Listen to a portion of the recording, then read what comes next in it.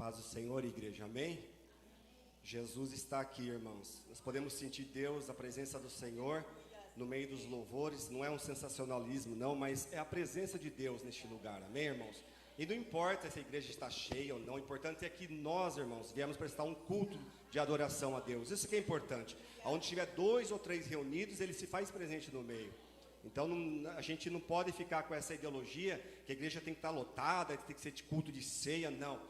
Deus pode operar, irmãos, num culto como esse. Deus pode curar num culto como esse. Deus pode fazer coisas tremendas num culto como esse.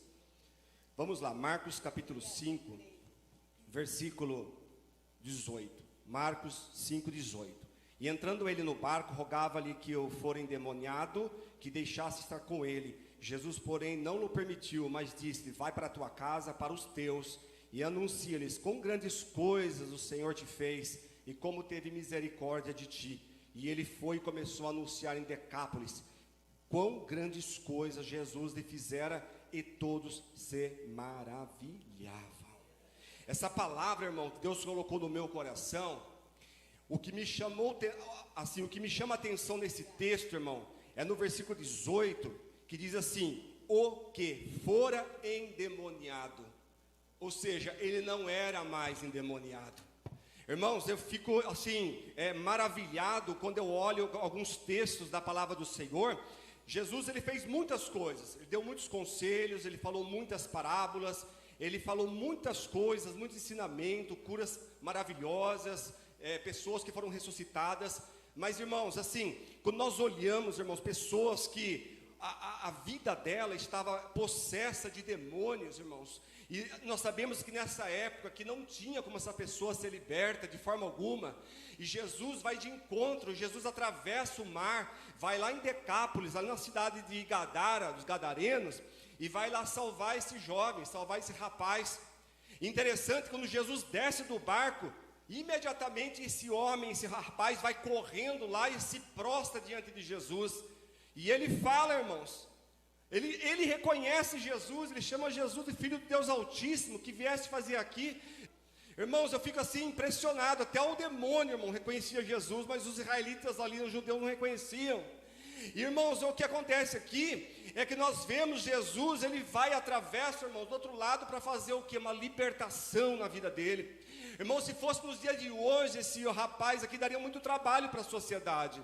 A palavra nos revela, irmãos, que ele dormia nos sepulcros. A palavra nos revela que ele pegavam pedras e que atiravam pedras nele, se cortava, se retalhava. Ele estava de uma forma totalmente deplorável, e fica imaginando como era a fisionomia desse rapaz. Eu fico tentando imaginar, irmãos, como que devia ser a fisionomia desse homem aqui. Todas as pessoas tinham medo dele, todas as pessoas fugiam dele, todas as pessoas tinham pavor de falar do gadareno, irmãos. Eu não sei como que eles chamavam ele, mas nós podemos chamar ele de gadareno, porque ele era da cidade de Gadara. Mas, irmãos, o que me chama a atenção é que um dia, irmãos, ele teve um encontro com Jesus Cristo. E quando tem um encontro com Jesus, irmãos, não tem demônio. E quando tem um encontro com Jesus, não tem enfermidade. Quando tem um encontro com Jesus, não tem nada que Jesus não possa fazer na vida dessa pessoa, irmãos. E eu fico impressionado, irmãos. Eu fico impressionado porque os demônios, irmãos, se prostraram diante de Jesus. E eles imploravam para que não mandasse embora daquela região. É tão terrível o inferno que eles não queriam voltar para o inferno, irmãos. E eles imploravam para Jesus para que ele não tirasse eles dali e mandasse para o inferno. E Jesus então permite que eles entrassem numa manada de porcos. Irmãos, havia uma legião de demônios. Uma legião, nós sabemos que é mais ou menos em volta de 5 a 6 mil demônios dentro daquela pessoa. Estava escravizado, não havia esperança. As pessoas da sociedade já não sabiam mais o que fazer com aquele rapaz. Mas, irmãos, aquilo que é impossível para o homem é possível para Deus. Por isso que eu quero pregar nessa noite em poucos minutos e dizer uma coisa para você. Aquilo que é impossível na sua vida é possível para Deus. O seu filho, a sua filha, o seu marido, a sua esposa, o seu parente, o seu vizinho, que é problemático, que parece que é impossível para Deus fazer algo para ele, é impossível para a sociedade salvar ele. Eu quero dizer uma coisa para você em cima dessa mensagem: Deus pode todas as coisas nessa noite, irmãos. Aleluia. Então Jesus vai lá e liberta ele.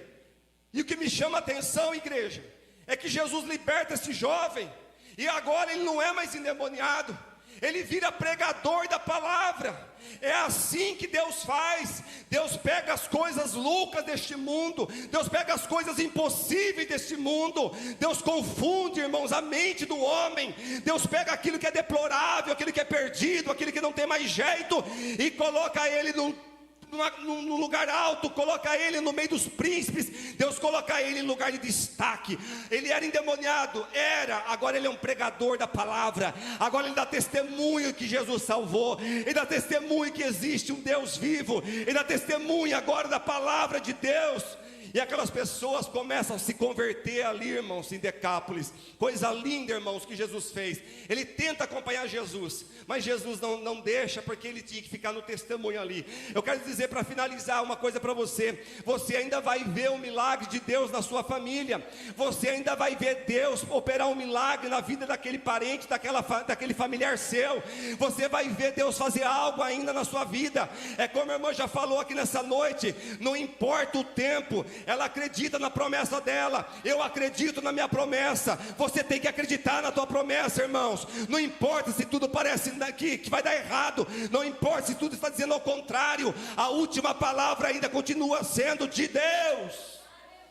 Aleluia. Então que você fique com essa palavra. Olha, irmãos, olha para as passagens bíblicas. Chama a existência do céu, chama a promessa de Deus na vida da tua família.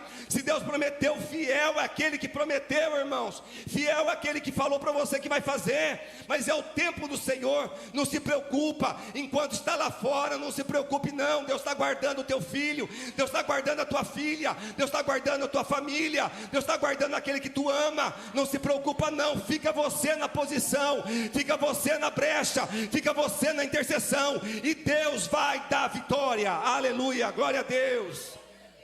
Amém, igreja.